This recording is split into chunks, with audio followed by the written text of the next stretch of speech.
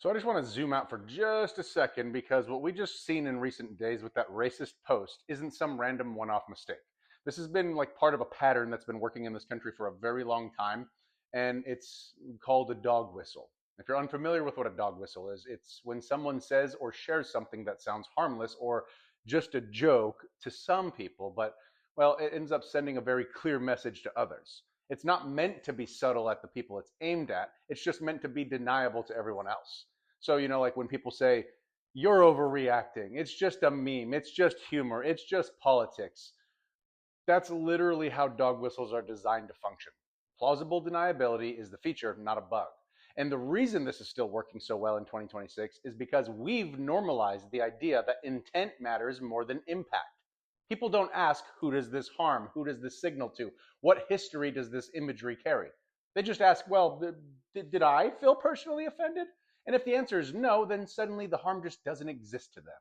But racism in modern politics rarely shows up as someone saying something blatantly racist out loud. They're smarter now. It shows up in patterns and symbolism and who gets dehumanized, who gets mocked, and who people rush to defend when lines are crossed.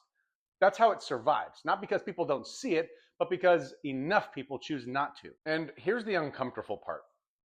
Dog whistles will not work unless there's an audience willing to hear them.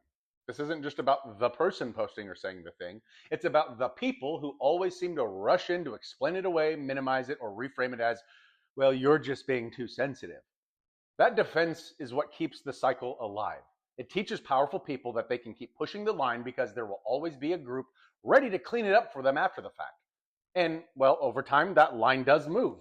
What used to be shocking becomes, oh, that's just how he is. What used to be unacceptable to us becomes, well, that's not ideal, but that's how standards erode without anyone announcing that they're lowering them. This isn't about being humorless, it's about being honest, because if your politics require you to constantly excuse behavior that you'd never tolerate from someone in your own life, that's not loyalty, that's just self-betrayal. And if you find yourself saying, well, he didn't mean it like that, more often than you're willing to say, yeah, that crossed the line, then the dog whistle is doing exactly what it's supposed to do. None of this is accidental, it's strategic. It's been studied by people smarter than me, and it works because it plays on tribalism. Us versus them, My side can do no wrong.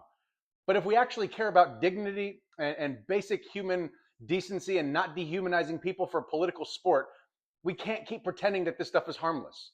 Because the harm isn't just in the post, the harm is in what it teaches people is acceptable to laugh at, acceptable to excuse, and acceptable to ignore.